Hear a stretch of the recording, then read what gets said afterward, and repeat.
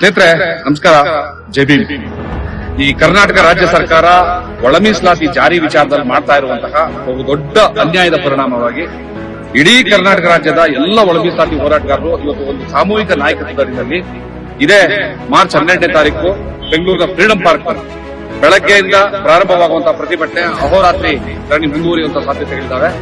12ನೇ ತಾರೀಕು ಗುರುವಾರ ಸಂಜೆ 6 ಗಂಟೆಗೆ ಕ್ಯಾಬಿನೆಟ್ ನಲ್ಲಿ ಒಳ ಮೀಸಲಾತಿಯ ನಿರ್ಧಾರವನ್ನು ತಗೊಳ್ತೀವಿ ಅನ್ನುವಂತಹ ಒಂದು ಮಾತನ್ನ ರಾಜ್ಯ ಸರ್ಕಾರ ಹೇಳಿದೆ. ನಾವು ಅಲ್ಲಿವರೆಗೂ ಶಾಂತ ಚಿತ್ತದಿಂದ ಕಾಯ್ತೀವಿ.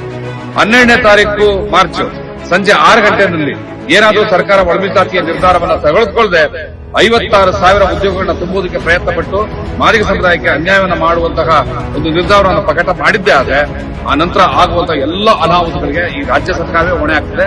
ಮತ್ತೆ ನಾನು ಇಡೀ ಕರ್ನಾಟಕ ಸಮಸ್ತ ಮಾದಿಗ ಬಂಧುಗಳಲ್ಲಿ ಕೇಳ್ಕೊಳ್ಳೋದೇನು ಅಂತಂದ್ರೆ, ಇದು ನಮ್ಮ ಮಾಡು ಇಲ್ಲವೇ ಮಡಿ ಅನ್ನುವಂತಹ ಹೋರಾಟ ಆಗಿದೆ.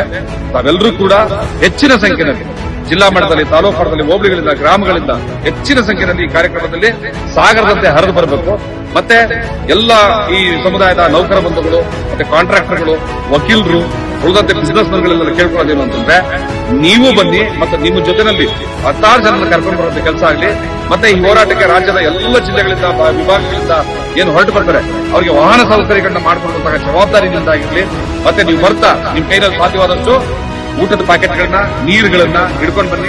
ಯಾಕಂದ್ರೆ ಇದು ಧರಣಿ ಯಾವತ್ತು ಎಂಡಾಗತ್ತೆ ಗೊತ್ತಿಲ್ಲ. ಈ ಸರ್ಕಾರ ನಮ್ಮ ಮಾತಿಗೆ ಮಣಿಯುವವರೆಗೂ, ನಮಗೆ ನ್ಯಾಯ ಕೊಡುವವರೆಗೂ ಕೂಡ ಈ ಪ್ರತಿಭಟನೆ ನಿಲ್ಲೋದಿಲ್ಲ ಅಂತ ಹೇಳ್ತಾ, ಇನ್ನೂ ಹೆಚ್ಚಿನ ಸಂಖ್ಯೆಯಲ್ಲಿ ನೀವೆಲ್ಲರೂ ಬಂದು ಇದನ್ನು ಸಕ್ಸಸ್ ಮಾಡೋಣ, ನಮ್ಮ ಹಕ್ಕನ್ನ ನಾವು ಪಡೆಯೋಣ.